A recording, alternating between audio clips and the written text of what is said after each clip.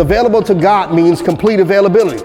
And I know that sounds crazy, but Paul's sense of urgency here for the church is that I urge you, I implore you, I beg you that you, child of God, if you want him to be the God can in your life, that you make yourself completely available to God, physically available, mentally available, emotionally available to God.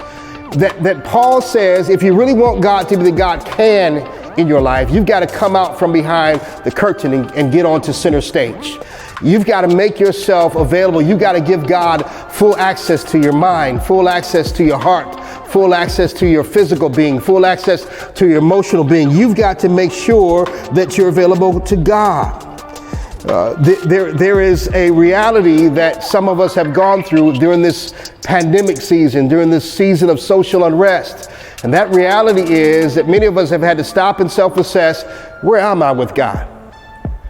Where am I in my relationship with God? Does God really have my whole heart? Does God really have all of me? Does God really have the part of me? And some of us learned about ourselves. Some of us learned during this pandemic season that God really doesn't have full access to us.